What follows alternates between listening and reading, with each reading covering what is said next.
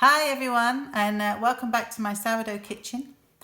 In the last couple of weeks I've been playing around with making starters from scratch, and I've done this and I do this as much for the fun of it. To me it's fun, but also to test myself and to make sure that the information that I post on my website works, so that when you're trying this in your homes that you've got the right steps and instructions.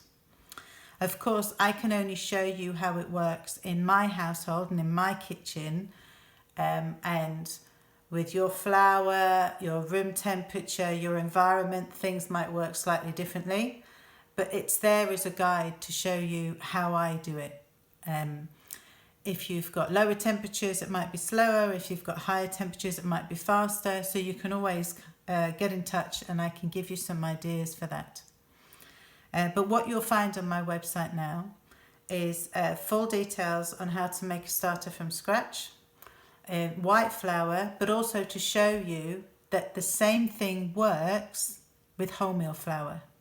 So I have used exactly the same process of making a white starter to make a wholemeal starter. So what you'll see coming up soon is a video of me using my new starter. This is Galexia, my new wholemeal starter, and I made her in exactly the same way as making a white starter.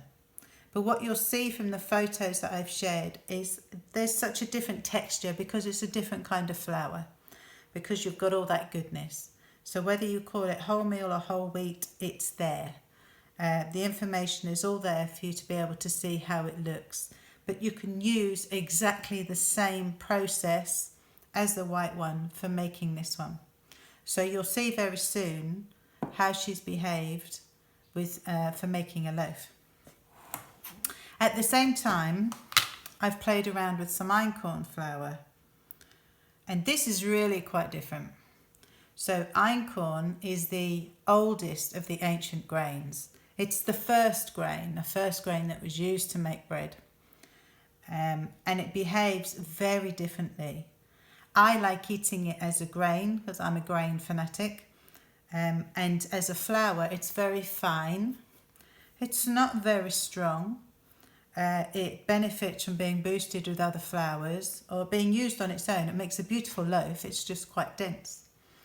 So to make a starter from it, what I needed to do was, as I built it up, use a bit more flour than water just to start to build it up. But now I'm able to feed it equal amounts of flour and water. And again, it works. You'll see coming up a loaf that I made using it after 7 days. So this is part of the fun that I've been having, is my new starters, my new babies.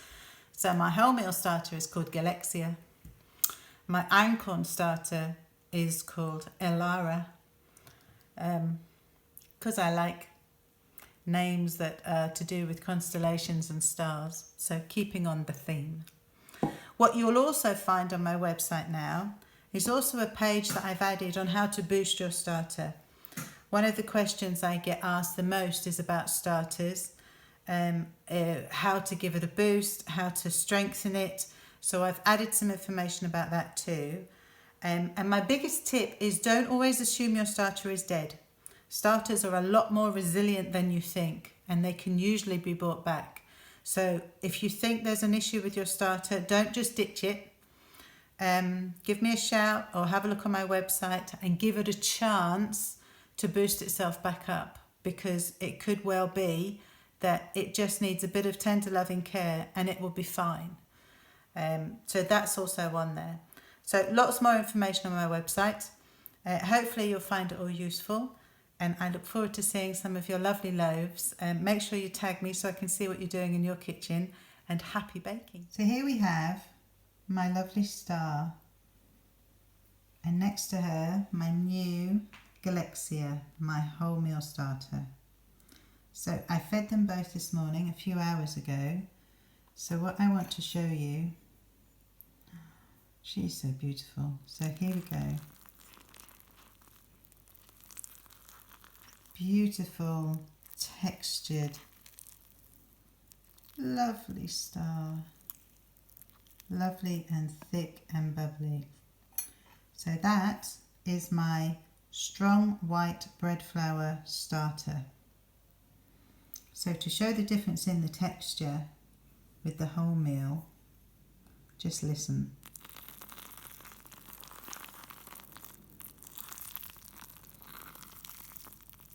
Lovely. You've got all the bubbles and activity. It's just a very different feel and look. So just as lovely and thick, just slightly different texturally. And smelling great.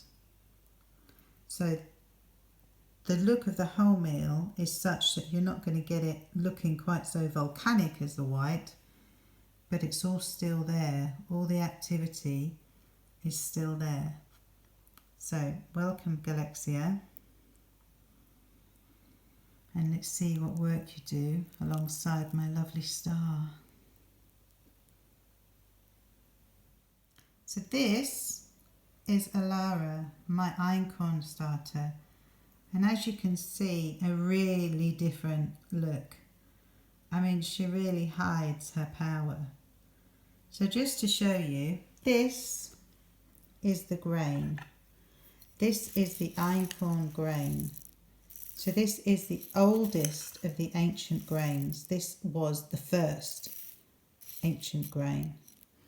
This is how it looks when it's cooked, which I often eat as it is because I love a grain.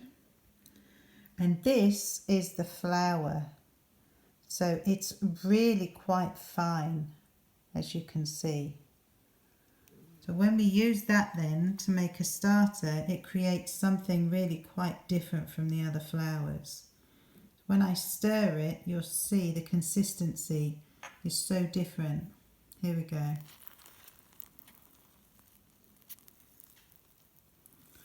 No crackling of the bubbles like you get in the others. And quite sloppy. To make it, I needed to use more flour than water during the process. But still full of power.